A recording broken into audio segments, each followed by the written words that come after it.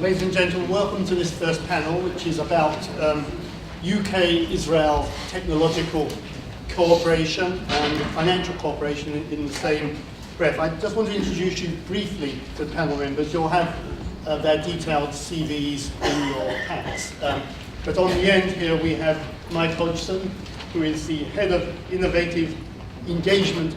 Sounds very grand. Actually, I think in today's Daily Mail I interviewed your chief executive, so he features in the whole page in the Daily Mail. You should have done. You should have been well prepared. And on my left is Ilan Zivotofsky. Is that the right pronunciation? Yes, good. And we've had a chance earlier to talk, and he heads our Crowd, a equity funding site which has now got offices in 8 countries in the world, brings in finance from 8 countries in the world. On my right is Wendy Tan White. I think I may have been at her wedding, actually, as it happens, because she's married to the son of a friend of mine. But that's not the important thing. She is the founder and she was the founder and CEO of Moonfruit, which was one of Britain's more successful startup enterprises in the UK, and she now heads a funding group, what's called Entrepreneur First, isn't it? Which backs very promising startups and gives them advice and instruction and how to grow and so on. So it's a great asset. And on the far end is, and not by no means the least important person, is Professor Eugene Kandel, who is economics professor at the Hebrew University, where I was quite recently, and chief executive of Startup Nation Central at the moment, and from 2009 to 2015 served as head of the Israel's National Economic Council. I'm going to give them all a chance to say a few opening remarks, hopefully not for too long, because we want to make it an open discussion, but I want to make my own opening remarks, if I might. So I just wanted to say 2 or 3 things. Firstly, that I think that, as we heard from the 2 previous speakers, that the nature of the British-Israel relationship has changed dramatically in recent times. We're in a world where there is 5 billion of two-way trade between the 2 countries, a lot of innovation and technological swapping around. And I think that's changed the nature of the whole Foreign Office and government debate in the UK. And I think that's a really interesting thing. Interestingly enough, last week, and this is not a name drop, and I was across the hall here, appearing as a witness before the Business Select Committee, which is conducting a program on trying to construct a new industrial strategy to go with the current government in the UK. And during that session, I was absolutely amazed by how many times the name of Israel propped up as an exemplar of some of the lessons which can be learned in terms of creating and starting up new businesses. So that was extraordinarily interesting. It's also a good time to be talking because it is a time of great change, and the ambassador referred to that, and so did the MP, in terms of what's going on globally, and Britain obviously is at the centre of that change. The whole Brexit debate is obviously concerning us and thinking about us. I'd also just like to say that, that anybody who visits Israel these days can't but be aware of the changing industrial landscape. So I spent the summer in Haifa for various reasons, and I couldn't believe the number of global big names which are now there in Haifa, right on the waterfront. There are factories, gleaming new factories and plants and research centres. And in yesterday's Financial Times, there was a piece by somebody who just visited Beersheba, and he had exactly the same reactions, that how the military had grown into a scientific hub around Beersheba, which is so impressive, and looking at some of the issues which the ambassador discussed this morning, such as cybersecurity. And with that, I think I'd like to open the discussion. So shall we just start at the end with you, Eugene? So 2 or 3 minutes. Speaking to this? I think so, that's the idea. So, good morning. Very honored to be here. I'm going to just say one thing that sort of connects to what the ambassador and the secretary was saying. In 2011, I received from the Prime Minister a letter written by Prime Minister Cameron, that was suggesting to establish a UK-Israel tech hub, which was a very, very unusual idea. We've never seen anything like that, and the idea was sort of brought together or designed by Matthew Gould and brought to the UK government. And we said, well, you know, sounds like fun. Let's do it. Let's sort of promote this. And since then, it was an attempt to create something like that by the UK government in Israel, which was the beta site. And now, considering, I understand, to expand this into other countries. And by the way, in Israel, we have done, in my current role as the CEO of Startup Nation Central, which is a non-profit promoting Israeli innovation, we have done a learning session for all the embassies to understand how they did it, and a bunch of embassies started doing various versions of this because it was so successful. And so that is just an example of how two countries can realize a lot of potential by focusing on something and trying. And it's not I don't think that it was a mistake or random act that it was done in Israel. And I think it's an opening for a very, very strong increase in connectivity around the tech and innovation world. I'll just... Wendy. Morning.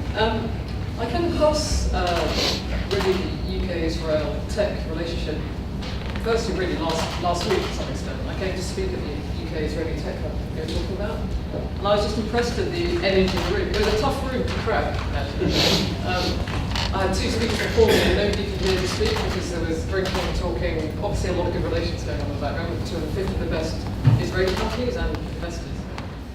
But I think the thing where they started to listen was, UK had 3.6 billion of investment come into it last year alone, globally.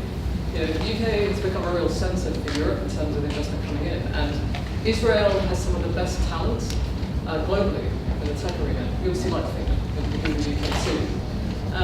Personally, my biggest nemesis when I was growing my business, Recruit, was a company called Wix. I don't know if you've really heard of that in Israel. Huge respect for founders, and we pretty much, pushing us at each other and connecting over 10, 12 years. And as much as I was looking to exit our business for 40 million pounds, Wix went on to IPO on the NASDAQ. And the talent that comes over here, drives what happens globally. I think the important thing about technology is it's a global phenomenon. When we think about ourselves as a tech industry, we don't think of ourselves as just the UK or the US, etc. And there's a real opportunity there in bringing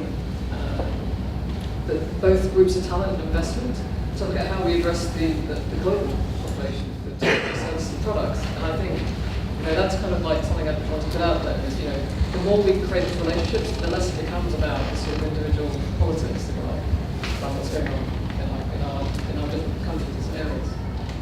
Thank you. Great. Yeah. Thank you. Alex asked me just to say a word about what I do as well. What OurCrowd is. So I was one of the founding partners of OurCrowd. As you can tell by my non-English English, I'm actually originally from the United States. I've been in Israel for about 19 years, focused on the financial side of what has become known as Startup Nation. OurCrowd is really, we believe, the global leader in equity crowdfunding. I know in the UK, crowdfunding has got a bit of a dodgy tenor to it sometimes, or maybe mixed reviews. What we do is a little bit different. It's really much more like venture capital. In fact, it is venture capital. I run a team of an investment team, which is in essence a venture capital team. And we invest in Israeli startups as well as global startups. We actually have one of our investments is a UK-based company. We source the capital from what are called accredited investors or sophisticated investors, as they're called here, around the world. And we've invested in over 100 startups in the last 3.5 years, mostly Israeli, but some global. We've put to work about $300 million. I'm really honored to be here. Actually, the group that's come together, at least that I've seen in the different panels and speakers, is quite amazing. It's really an honor. What I would say is, my thoughts on this are maybe coming from a bit of a different angle. And I think what Wendy said is really interesting, and that is that there's really this, what I see as bilateral collaboration, right? There's give and take that goes both ways. Israel needs needs very strong trade relations with the UK. As I always say, if you're an Israeli startup, from day one, you better think about how you're going to go global, because there's no local market, basically, right? Wix is great, Wix had no market in Israel, right? So very large, vibrant economies are extremely important to Israel's growth, and the UK is probably the closest, if you will, of the world's largest economies. And I guess Germany is kind of on the way. But in terms of size and vibrancy, as a financial hub, the UK is much closer than North America, and much easier in some ways than Asia. So there's this need. On the other hand, what Israel brings to the table is this vibrancy and sort of startup culture and chutzpah, if you will, that Israel has I'd say exported to many places. And if you look around the world, what you're starting to see is sort of hubs of excellence or hubs of growth where Israeli companies have expanded, and they're actually now benefiting the local ecosystem. So I actually look at the U.S. as an example. If you look at certain hubs in the U.S., there's recently a study done in Massachusetts about Boston. As Boston as a hub of Israeli technology companies.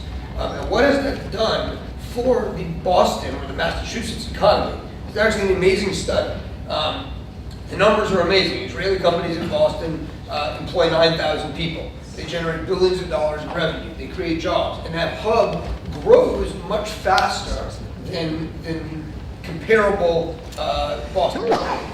And when I look at what's going on here, actually, I'm starting to see that happen. There are now, as I know, over 200 Israeli companies that have headquarters in the UK. About 140 of those are in London, and well over half of those are technology companies.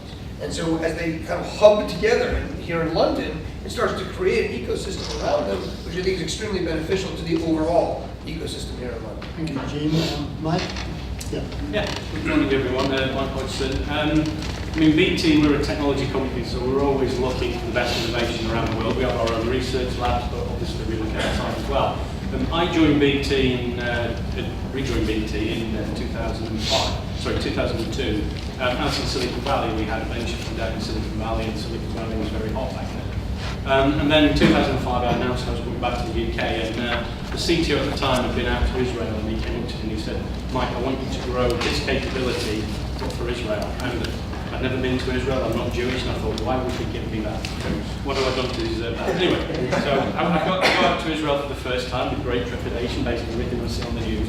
And wow, what an environment. And it was interesting actually. So when I first went out to Israel, which was 11 years ago, there weren't many UK corporates there. I was one of the few, and I used to go around and see everybody. And over the years, as the tech industry in Israel has grown to match the Silicon Valley capability, it's been interesting to see more and more corporates turn up. So I'm head of innovation engagement, which means that I engage with all our corporate customers and in all their innovation teams. And now when I go over there, you're surrounded by banks, retailers, airlines, everyone's there, and I think that is testament to the quality of the Israeli startup scene. So I was going to ask this of the panel, and I don't know who wants to come in first, but one of the mysteries of the world is that that Israel's created, and I think this is also true of the UK in a sense. That Israel and both the UK have created many leading-edge high-tech firms, and yet we don't see, neither country seems, and I think I know the reason inside Israel. I think it's been touched upon because it doesn't have that vaster population. Don't seem to be able to scale them up and get the same kind of size of digital leaders that, for instance, Silicon Valley, which is the obvious example, has produced. And I don't know who would like to tackle that question first. Perhaps you, Professor, would you like to have a go at that? So it's about scaling up. Actually, there have been three periods in the last 20 plus years of Israeli high tech. The first period was in the 90s, and there was actually quite significant amount of scaling up because there was a financing round that when the company would grow, it would automatically, the next round would be go and list on NASDAQ. So from there on, some companies failed, some companies sort of stayed where they were, and some companies grew. In 2001, for reasons unrelated to anything in Israel, the U.S. Passed Sarbanes-Oxley and a bunch of other legislation which made basically uneconomical for a company that was, let's say, $30-40 million or $50 million to list on NASDAQ. And so you had to be $150 to $200 million. So that created a big gap in financing. So for the next, you can see this in data. For the next several years, from about 2003 to about 2010, 11, even a little bit later, there was a big increase in M&A activity. So companies that grew up to about 40 million, VC could no longer support them. There was a shortage of late-stage capital, and so they would basically sell themselves. Now we are witnessing a different set of companies because for several reasons. A, today, companies like Wix, or I'm not familiar with your company, but if you're in the same space, you basically don't need to be near your market to market your stuff. Okay, it's very easy to market your product.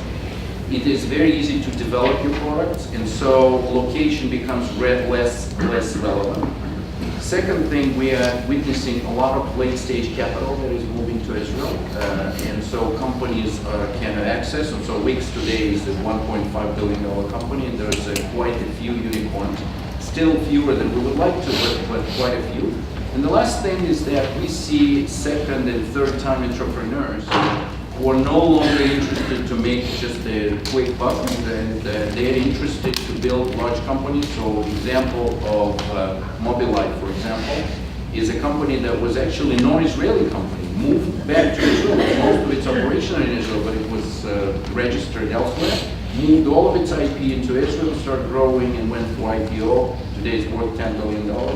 So I think that part is while it's difficult, but there's been a change. Do you have, and anyone can answer this question, but do you have concerns that that when a bigger enterprise comes in and takes over an Israeli technology of some kind, this applies in the UK too, that some of that technology, the patents, the expertise, the engineering skills, the scientific skills which are being paid for by Israeli universities and Israeli military are somehow lost when those takeovers take place. Do you want to come in? Yeah, so I'll take that.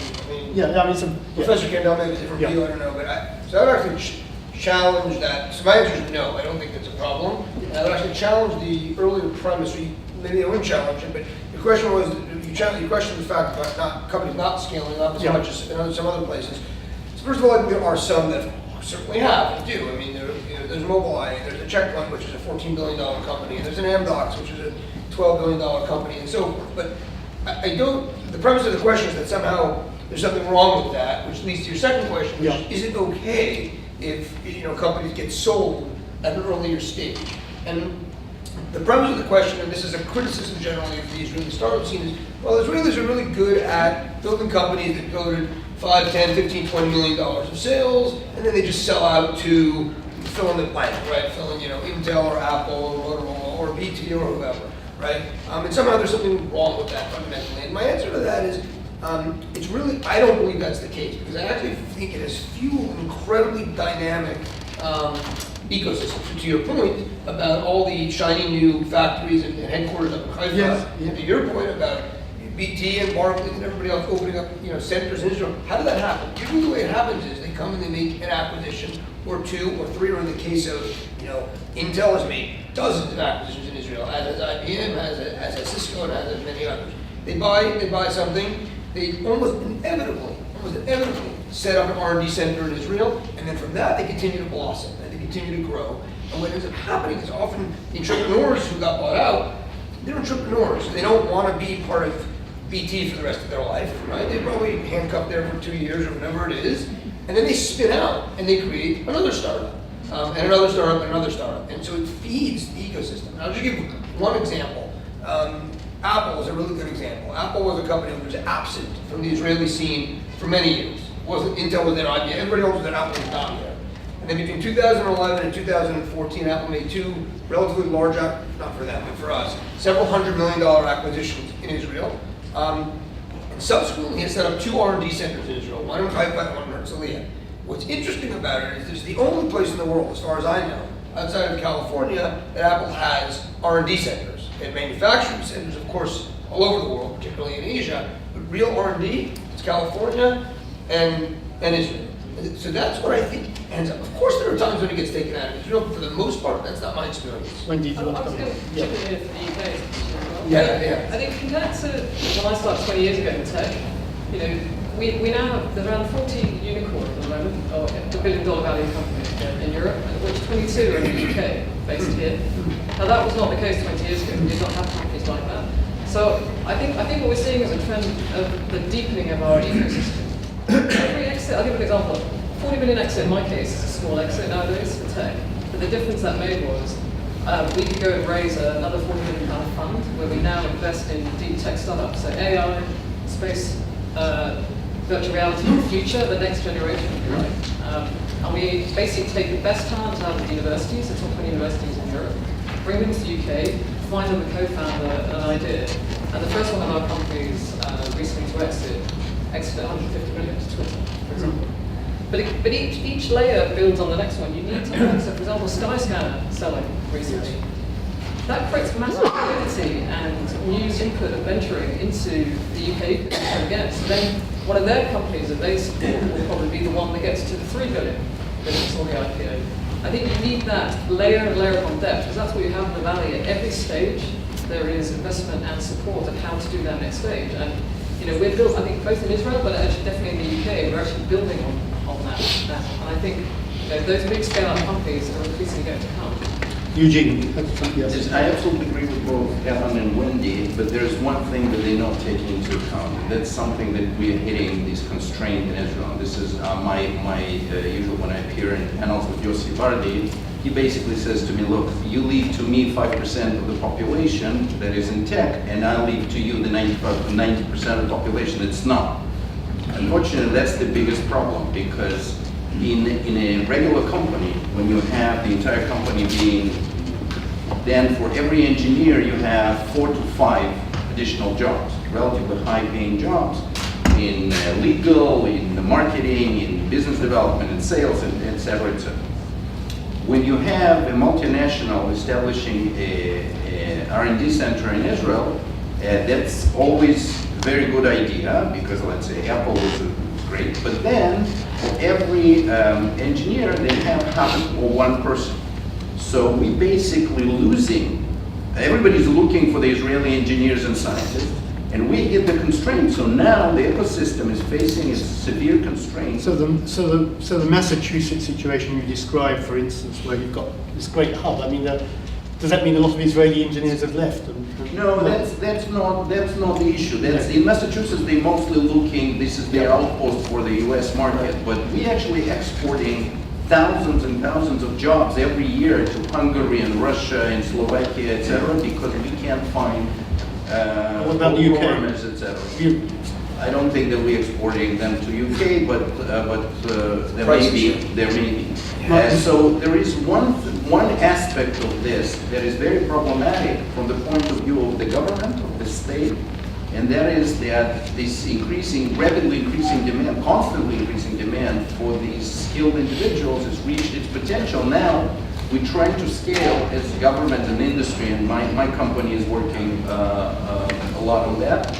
We're trying to increase the human capital, but until that is happening, we are actually having a problem with this additional influx of companies that are demanding. Mike, did you want to come in here on this scaling up? I mean, you Well, obviously work for a scaled up company which maybe descales. Yeah, I agree with what's been said, you know, so Yeah. I don't think there's a scale of problem.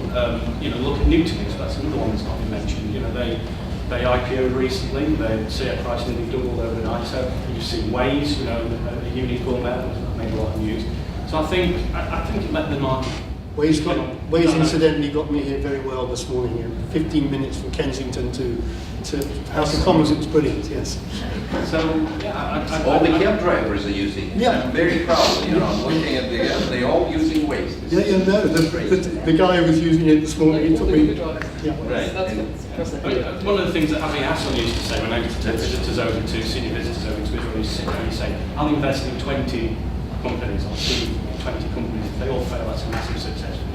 And you could see our executives twitch, just what's going on there? But he said, out of those 20 failures, there's been 60 successes. So I think just keep feeding the beast, and that's exactly how the Israeli I think it'll create demand for talent. I mean, in our case, we bring in 100 top tech talent into our program every 6 months.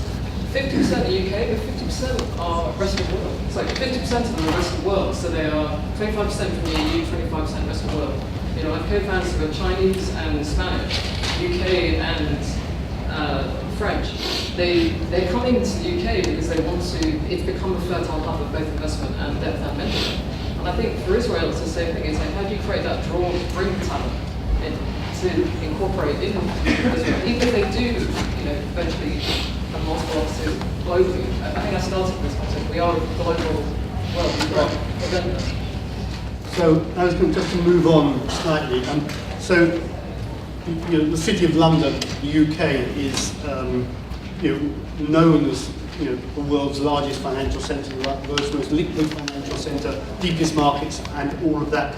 I mean, how helpful can the UK be in terms of providing access to finance for Israeli companies and vice versa?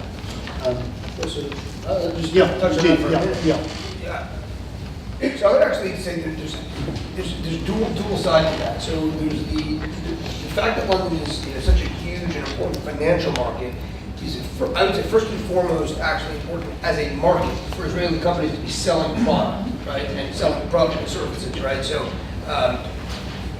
UK financial institutions and of course other enterprises, but are some of the largest buyers of software. Artificial intelligence, cybersecurity, something that Israel is extremely good at. I mean, as you know, in our portfolio, some of our companies are selling actually first and foremost, first to the UK and only then making it to the US or to China or to other markets for a variety of reasons, but mostly because you've got this concentration of financial center companies here. So that's number one. I think number two is, and by the way, it's not just financial products, it's cybersecurity and others. I mean, in terms of financing, look, about 80% or more of the capital that comes into venture capital and other types of private equity in Israel today actually comes from outside of Israel. It's foreign capital, which is extremely helpful. It was not the case 15 years ago, and it's been the trend in Israel now. And that money now is actually very broad. Originally most of North American capital. Today it's a lot of capital from Asia, but certainly from Europe as well. And the UK being the leader when you look at that capital. So I think it's extremely important. And it's extremely important to have a wide range of channels of capital, right? So there may be reasons why UK-based venture capitalists, or let's say strategic investors like BT or Barclays, would want to fund an Israeli company, whereas somebody else might not want to. Well, I mean, look, in June they opened the floor. Exactly. In Tel Aviv Stock Exchange, Barclays, Yep. PTC, RBS, right? They're all taking time. So. And I would just say one more thing, which is that we've seen several UK financial companies, Barclays having been the first, to start accelerator programs in Israel. So Barclays now has a startup accelerator in Israel, where they run a program for 13 weeks for startups that come through, and certainly focused on areas of financial technology. And so far it's been very successful. They're now doing their second sort of class of startups. I think that's an extremely important piece of the puzzle. Eugene, does it mean the kind of political barriers to foreign investment inside Israel, the sort of the geopolitical barriers, the kind of things which were being talked about before when we first came into the room, have now are they melting away? Are there still financial institutions which still find Israel a bit unkosher? We host a lot of financial institutions. We collaborate. My organization, you have little postcard in your package from different things that we do. Each of you has one, so we do many things. We host about 40 to 50 large corporates and large NGOs a year for extended period, let's say from 2 to 4 days. And we expose them to the ecosystem. There is no fault whatsoever.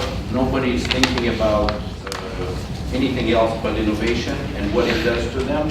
We have investment from countries with which we don't have diplomatic relations. We have a lot of interest from variety of places in the world that, you know, we would just, I was just in Singapore 2 weeks ago. There was a tremendous interest from Malaysian companies, from Indonesian companies, where we don't really have relations, but lots of people coming and there's a lot of trade. So I don't think it's relevant. There are two narratives basically about it.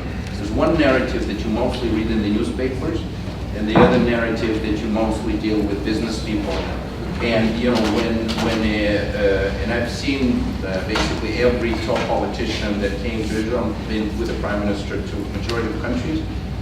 There is this, you know, obligatory sort of discussion of conflict, and then there is a real discussion of how we can collaborate, that some of that innovation rubs off, and we can do stuff together. And it doesn't matter whether this is UK premier or French president or Chinese prime minister. So I don't think it's relevant at all. So Wendy, I mean, you were making an interesting point before, I thought, about the fact that when company, you know, that the capital which is garnered when you sell a company can become the new capital, and I just wondered how you access that. So how does an interesting startup access some of that new capital? I mean, there's been a proliferation at the earliest stage. There's been a massive proliferation of things like accelerators. Entrepreneur First, our 40 million fund is really accelerated. We take people from talent first, but there are many others, from Techstars to Seedcamp to Startup Bootcamp that haven't existed before. But actually, at every layer of the ecosystem that's getting better, there are now significant early stage funds who take the next stage to Series A. So what do we mean by Series A for those who don't know what Series A is? Keeps moving up, but let's say it's a funding round between 3 and 5 million. It's really about growth capital. You found a product market fit for your initial service or product. It's like, how do I now growth scale it out? And there are now increasing Series A funds out there now. Atomico is probably one of the more famous recently that's newer, and there's obviously people like Axon and Benchmark. Now, a lot of the both accelerators and later stage funds are now funded by exited entrepreneurs, but also by a variety of capital sources. So the EIF, the European Investment Fund, funds about 41% of all investments in Europe last year. And that, one of the fears around Brexit was what will happen to that funding. And the British Business Bank, who actually anchored our fund, has just released another 400 million to distribute into UK funds, the new funds to get set up, to keep stimulating the ecosystem to do that. Our other LPs were actually global, so we had a lot coming from the US. And what the US was saying is, we're really good value right now. You know, compared to the capital resource cost in the US for good talent, they want to come to Israel in the UK. You know, we have some of the best academics and engineers here right now, especially for the future technologies like artificial intelligence. So why wouldn't they come here? So we found a whole pile of LPs came across because they wanted to invest in that right over here. So I think that landscape is changing. Sure, Israel must be trying to So you brought me on to my next issue, which was I was going to say that, I mean, several of you mentioned cybersecurity as one of the places where Israel has developed a big lead, and in fact, you know, in my own daily work, I'm often hearing from banks and big industrial corporations that they're using Israeli cybersecurity to try and protect their systems and so on. But I just wonder what, in both the UK and in Israel, what is the next, you know, what are the next big technologies? I mean, you mentioned artificial intelligence, so I just wondered how each of you sees the next big things to invest in, to watch, and to see grow in each of the countries concerned. So, Just to pick one, biometrics. So we've seen the first generation of biometrics. So can you describe what biometrics does? This is using your physical characteristics to authenticate yourself, your eyes, your face, fingerprints, this kind of thing. But one of the things we're now seeing is behavioural biometrics, which is, there's some fantastic companies coming out of Israel. I'll name one, BioCatch. I mean, the banks are... Exactly. So, and I know many of the banks... What's it called? BioCatch. We didn't set this up. 2 weeks ago, it won the first prize in the Singapore FinTech. Yeah. But this is the way things are going. So the problem with fingerprints and all the other techniques, they are a bit intrusive. But if you're just watching the way people hold their phones, the way they move the mouse, all this kind of stuff, what browser they use, how they scroll, this is all things you do naturally. But this is a major signature that you have. It's a very unique signature. It's non-intrusive, so it's happening all the time, and you're constantly being authenticated. I think that's a real key to the future of work. Did you want to? I was going to mention BioCast. Sorry. It's much Yeah, better. come up with different. Much better that you said it. Yeah. But it's also in my head because actually they're doing far more business in the UK, interestingly, than the I US. think 4 of the 5 big banks are doing business with us, Exactly. yeah. So I mean, cybersecurity is going to continue to be huge. I think one that's also going to be huge, which is autonomous driving. But I will mention something different actually, and that's actually, I believe, it's already out there, but it really has not hit what I'll call prime time yet, and that's voice-driven technologies. So if you think about a lot of the things we're talking about, whether it's authentication, whether it's autonomous driving, whether it's how we interact with our devices, whether that's a computer or a mobile phone, I'm actually of the belief that in 4, 5, 6 years, it's much more about voice. And if you think about the transition that's happened over the last 8 to 10 years, right? Originally, when we all had a computer or a laptop or something like that, and we all did this, right? Now, those who are my age and older still do a lot of this. Right? But what we mostly do now is we have this and we do this, right? And what my belief, and what we've started to do a little bit with Siri or with Google is try to talk to it, right? So you talk to, Google this or Siri that or the other. The problem is anybody who's trying to do that in your car at 40 kilometers an hour or more, or in an airport or something, it just simply doesn't work. It just doesn't work. And there's been a huge amount of development in software to try to make it work, but software has hit pretty much its sort of top, maybe the 90-95% of what it can do. It's not about the fact that it doesn't know how to interpret your words. It knows how to interpret your words if it hears it correctly, but there's a limit to that. So for example, we have a company which we're invested in, which is called VocalZoom, and what it does is it uses an optical sensor to look at your facial movement, your facial muscles, and it then can match your movement with your voice to clean out the noise and just give you the signal. Whether that's the way to do it or there are other ways to do it, but I do believe in 5 to 10 years, we're just going to be talking to our devices. When did you have some new technology? And you mentioned artificial intelligence. Just explain to us what artificial intelligence does first, and then go into some others. Not a long, very in 2 words, just so that we How much time do we have? because a non-technical audience. That's what. Roughly at the moment for funding the startups, Microphone, please. Sorry, but it's really at the moment divided into 2 sort of areas: machine learning and deep learning. So deep learning is the more I don't know if a lot of you heard of a company called DeepMind that Google bought. It was a UK-based company, and DeepMind beats it basically, it's more the idea that it can actually learn, and it behaves more, I suppose, how a layman would think about a human being. How can we mirror how a human being thinks? DeepMind beat the world Go Master recently. It's a much more complex strategic game than chess, which is, computers have been beating us for years. What's interesting is they applied the same algorithms to Google's infrastructure. So, for example, all their massive server rooms and all their fans and heating and air conditioning. And they said to DeepMind, here's a game. Can you optimize how these systems are managed? And it played this game, I think it's going to be happening for a long time. And eventually it came up with a solution for how all these different services can be managed. And it improved, I think, performance by about 20%, but that was worth £4 billion to people. I mean, you've got that sort of thinking and learning.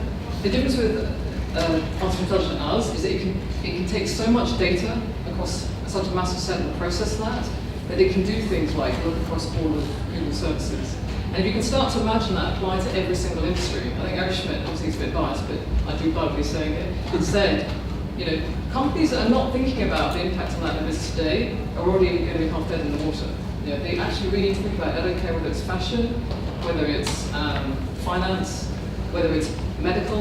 We have numerous companies working on medtech using computer vision and machine learning. So we've got one company, for example, who can take a whole set of radiology images and actually improve the accuracy of picking out cancer early, but also report and manage on that. And, the biggest problem the NHS has around radiologists is that it's hiring locums. We don't have enough to deal with the situation. And so the costs are high and the accuracy becomes low. Deep learning will solve things like that in the future. And I think it's worth thinking about, if you have a business, how that will eventually find some separation. You see, choosing companies that compete with Israeli. I was going to say, Eugene. So if AI is the big thing in the UK, what's the next big thing in Israel? That's what I was going to say. In Israel, I think we have chosen three areas in which we specialize because we believe that the potential is much bigger than what's currently, and they are sort of a little bit surprising, even though most of them deal with big data and artificial intelligence. One of them, Ilan mentioned, is autonomous driving or smart driving, which Israel has a very strong position. It's probably the first time that Israel has a very strong position in an infrastructure industry that is going to undergo tremendous change because of that, a whole bunch of various technologies. The other one is digital health. We have about 400 companies in digital health, and it's an industry that basically quadrupled itself in the last 4 years. We believe that we're actively working to connect them to real problems, as well as to financing, as well as to create the critical mass. And the last time is surprisingly agri-tech, because Israel has enormous advantage in figuring out how to grow more with much less, which is what the world is coming to. So we had to do it because we had to, from the beginning, we had much less. And so combining that with an IT and sensoring and big data creates precision agriculture and all kinds of technologies that are incredibly high potential to solve many of the world's existential sustainability problems. So I think those three will be much bigger in Israel in the coming years. When you were talking before, you mentioned the idea that that this tech expertise only employs a small proportion of the population. I was just going to raise that issue in a kind of broader political context. That in Israel you have large bits of the population are disenfranchised. The Israeli Arabs a bit more disenfranchised. The Haredi community disenfranchised, and in Britain at the moment we're talking about the just about managings in Britain. And I just wondered if there were ways that we can use the experiences that we have in both Israel and Britain to bring in these more left out groups into the success which technology is producing in both countries. So I don't know if you would like to tackle that particular problem. Maybe it starts, it's grassroots, it's really educating kids around STEM subjects and encouraging them to go into those kinds of careers.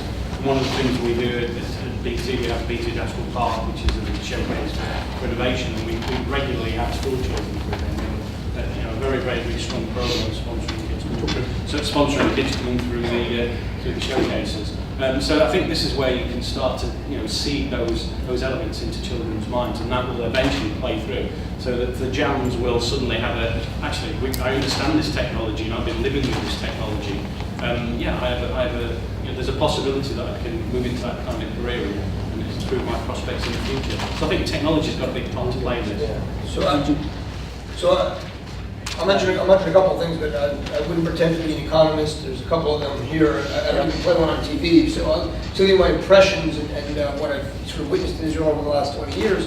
I think that, number one, the government can play a role and a positive role. So in Israel, for example, you've got government-sponsored incubators and accelerators. They're government-sponsored with private capital as well. And the government has done this both, for sectors, but as well as geographies. So, for example, the government set up a cybersecurity incubator down in Beersheba. Of course, it's also connected to the university, and there's a reason why it's down there because it's connected to the university. But Beersheba is also very much, in many ways, a development town. It's a big city now, but it's outside of the center. It's in the periphery, and therefore there's more disenfranchised or more people there who'd like to create jobs. So, for example, the government has done a huge job trying to support both Israeli companies but also foreign companies in setting up their shop or their headquarters in development zones. So there are tax breaks for that. And again, there will be debate, amongst economists, does it work or not? For example, Intel has its two, large, many places in Israel, but in Kiryat Gat, which is certainly a development town, they have a huge fab there, and it's created thousands of jobs. They also set up in Jerusalem, when Jerusalem was also a development town, still is, in terms of a lot of the population that you're talking about that need job creation. The other thing I've seen is in the private sector. I should mention, for example, the government has set up an incubator in Nazareth, for the Arab sector. So it funds and accelerates Arab enterprises. And you do see it in the private sectors as well. We have a company, for example, that has hired all of its software engineers, or most of its software engineers in Ramallah. There are both economic and political reasons for doing that, but it's been a successful initiative, and they, very successful hiring a lot of good software engineers in Ramallah. When did you have jams, left out people? How do you bring access to larger populations? Yeah, I thought that was short term and a longer term view. So I think short term, there was definitely this disenfranchised population. I mean, we've been talking about the sort of extreme end of tech here and investment and startups, etc. There's a whole swathe of the population that, digital is just a fundamental part of life now. So when we talk about probably 1% of jobs in the UK being somewhere in the digital sector, it's because it's applied into traditional businesses. Whether you're using PCs, whether you're using accounting services, those services are there. And that level of basic digital education needs to be there for everybody so they can actually access it, otherwise you create a massive divide immediately. So I think from a school's point of view, I think we need to do much better at thinking about how we don't just train our children to code. To be honest, with things like AI and algorithms, very few people are going to be good enough to really code at that level. We're going to have to teach people in a much broader sense about how to use technology. I think that the government actually, so I say one of the government digital boards is looking pretty hard at how to provide better citizen services using technology. Whether you go as extreme as Estonia and you can do all your voting and democracy online, or whether it's just as basic as at least the government has one idea of who you are, and they know who you are when you try and log in and do your tax return, then it's just how can you improve basic services for people, and we need to bring them in. I've got a bigger issue probably, I don't think longer term economically, which is the truth is, the 6 biggest companies now in the world, Google, Amazon, Microsoft, etc., and also now Tencent in China, are sitting on massive cash piles, and the taxation system does not work to redistribute that anymore. I think we all know that. What are we going to do policy-wise globally to actually shift that redistribution? Because it's only going to get worse. I think you were starting to talk about the point that a large value company can now have a lot less employees. So it's certainly not being redistributed through salary. So what are we going to do about that? And actually, things like Brexit, things that scare me about that is, Europe may have had a chance of having a more European-based taxation or redistribution system, and now we've sort of broken that. So who's going to take that accountability? Is it going to be the corporates? And this is and I think for me, I've got a 12 and a 9-year-old, I care a lot about that. We can't just sort of brush it off. It's their future we're actually creating this for. So I left the economist to last. There are two different issues here. One issue is human capital, and the other issue is how do we actually deal with sort of the creation of these huge, small employment, huge profits entities. I want to separate two issues. One issue is how do we create people that are more entrepreneurial, and how we create people who can work. These are two issues actually on opposite side of the equation, because those who become entrepreneurial, they become the demand for the human capital rather than supply. If the person is entrepreneurial, knows how to code, they become a founder of a company, they no longer serving the other side. So that's actually, so we have to understand that encouraging entrepreneurship and encouraging human capital preparation are two separate and distinct issues. So on the human capital, on the entrepreneurship, we actually see much more beginnings. I visited Nazareth 5 years ago as member of the government, and there was nothing. There was one company, which was Galil Software, which was actually doing outsourcing work. I visited them 3 months ago, and in the same place there are 65 startups, some of them exceptional quality, very high level technology. People came from various countries. So there's an accelerators, the investment funds. Microsoft moved there. Amdocs, which is 25,000 people company, moved their office, and more and more company moving there because of shortage of human capital. And so those two things go together. The problem in Israel is that the tech industry, and it's perhaps less here, is very much a closed network. And so people get into it and get jobs through word of mouth, through their friends, most of whom were acquired in the army. And And since the Arab population, the ultra-Orthodox population, do not go to the army, they basically separated from these networks. And so we are now, my organization is working very hard.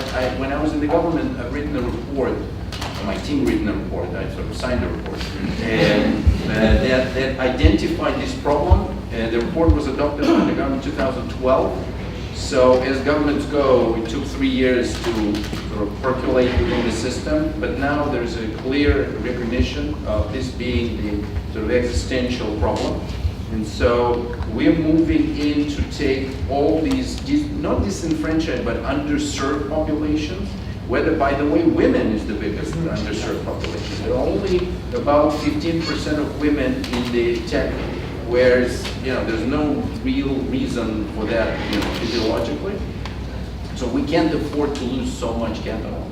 Arabs, periphery, ultra-Orthodox, etc. Basically, the majority of the population doesn't get access to it, not the minorities. So this is a huge loss, but it's also a great opportunity because we have now huge untapped talent that we can tap into, and that's what we're trying to do. On the last point that you made, I think BEPS is something that OECD has been promoting. This is a new taxation system, which is not only Europe, it's more. I think this is something that it's a system which the OECD, Right. 20 countries major countries have signed up. Exactly. And so for us, actually, because what they're trying to do is that your IP should be sitting not in some IP box in Cayman Islands or That's in Isle of Man. IP intellectual property. Yeah. But it should be either connected to where it was created or where it is used to manufacture stuff.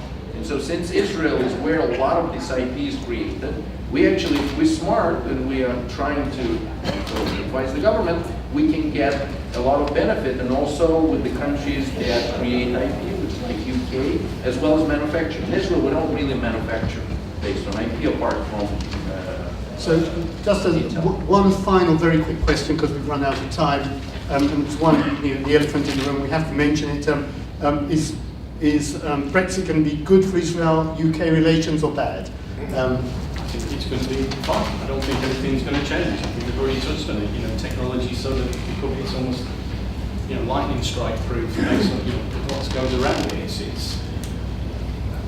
I can't decide. I think it's going to be good whichever way you go. Ilan? Yeah, I tend to agree. I think technology transfer between the two countries and buyers and sellers of good technology and collaboration in building companies will continue. I think that London is going to remain a very, very strong financial hub. I think, maybe I'm wrong, but and I think it'll be a huge hub for very large global companies. And if that's the case, you're going to continue to see that cross-pollination between the two places. When do you sound as if you had some concerns about Brexit?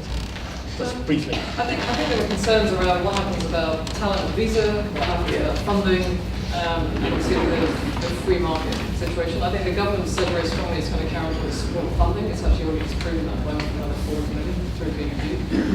In terms of visas, we already have 2 exceptional and entrepreneurial talent visa systems. It works very well for bringing sort of talent, the more academic talent in. I think the issue is going to be we need more people to go out the country. But I think in terms of Israel and the UK, what Brexit does is refresh the conversation. That's why we're all here. I mean, in a way, it gives us a new chance to talk about and focus on the relationship. And I think that's a good thing. I think we will, one thing about the tech industry is it's very adaptive and innovative. It will find new opportunity. And I think it's great to refresh this conversation so we can have the dialogue. Professor? I don't know whether Brexit will be good for Britain or not. There's much written about that, but I think it's actually going to increase the vitality of Britain-Israel relations in the tech space, because now Britain will have to be much more competitive for its financial industry, for its other industries, in order to, because it's sort of going to lose certain perks and gain more independence. And as Israel is a producer of sort of innovation of disruptive type, I think there will be more demand from the British side to collaborate on that with Israel. Thank you very much. I wanted to thank the panel for giving us, on behalf of Jewish News and BICOM, for giving us this time, and some very interesting views right across the space, from social inclusion to new technologies and the cooperation between the two countries in this area. So thank you very much indeed all of you.